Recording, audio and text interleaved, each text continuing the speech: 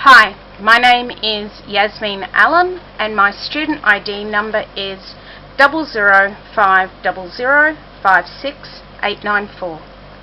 The issue which I have chosen to talk about is one which touches on the notion of difference, and that is the burqa.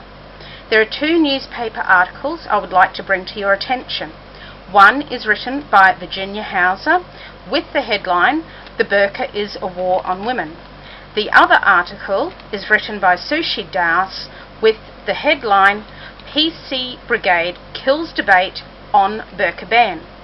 In her article, Sushi is writing about a Muslim woman who is a witness in a fraud trial.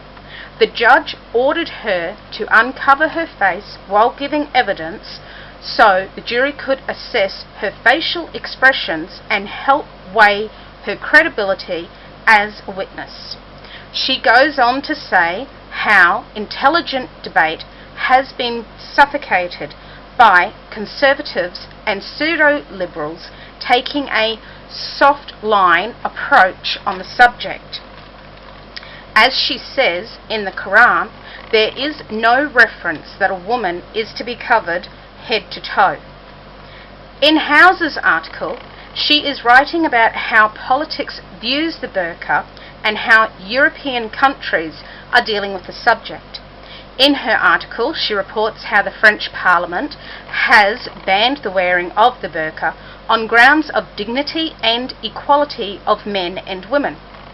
The burqa, Hauser comments on how, for Muslim women, the burqa is not a piece of clothing as some view it, but that it has become a weapon in a war of ideology, where women are the battleground, and how it is their freedoms and rights which are at stake.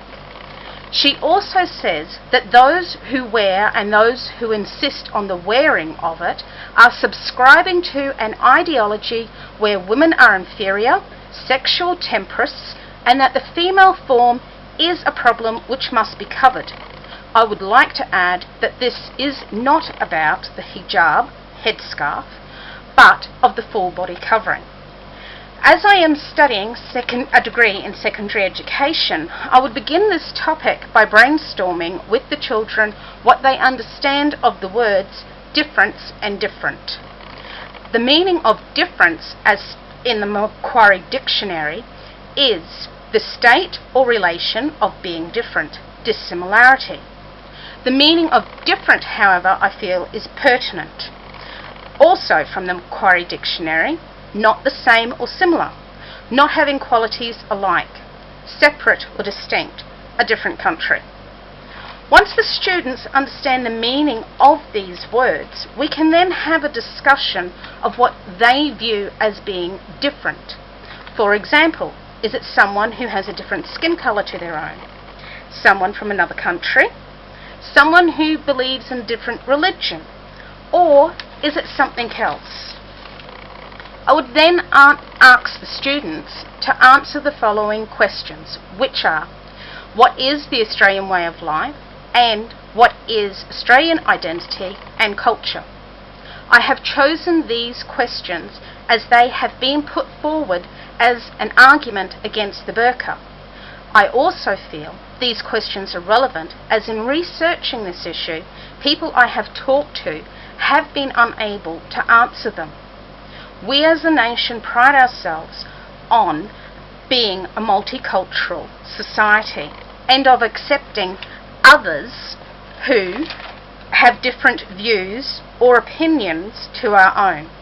However, when it comes to the burqa, Australia as a nation is divided.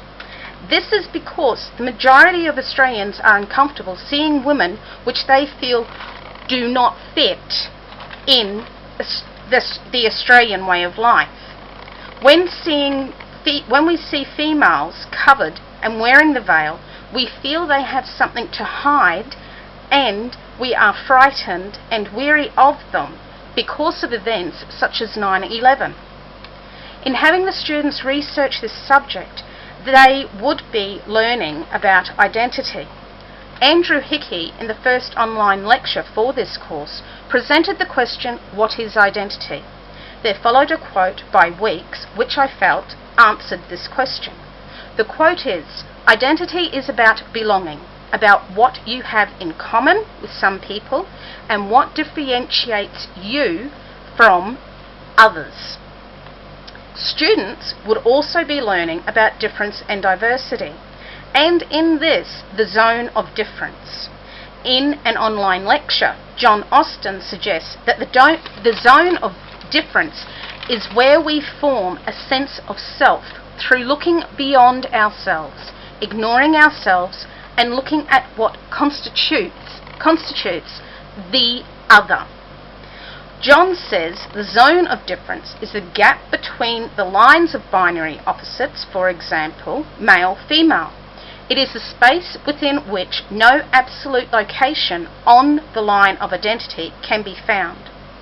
In regards to race, class and gender, this issue is biased and bigoted, as the women choosing to wear this piece of clothing are saying that they are somehow closer to Allah than those who do not wear it. This issue also goes against what the feminist movement have worked hard at, which is the rights and freedoms of women, to have a choice in how they live their lives and to have their own voice heard and not that of someone else.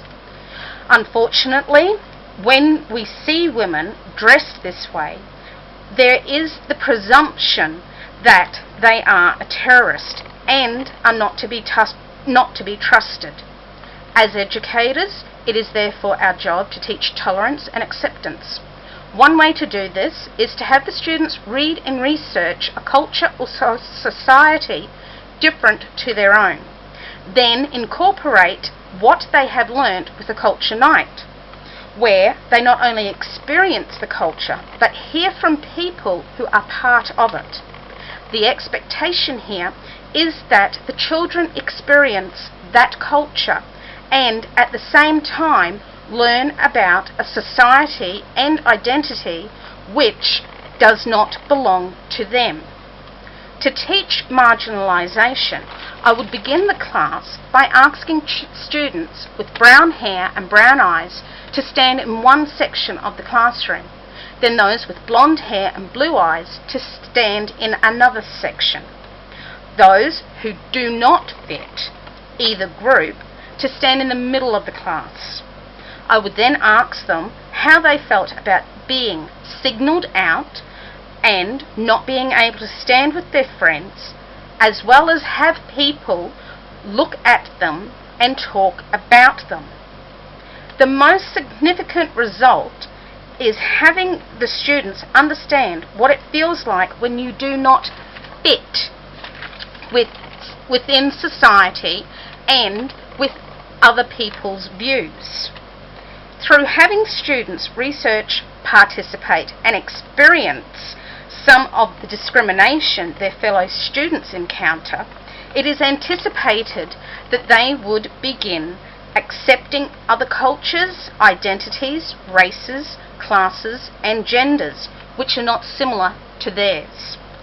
This would be the ultimate outcome, and then phrases such as "it is un-Australian" would become obsolete.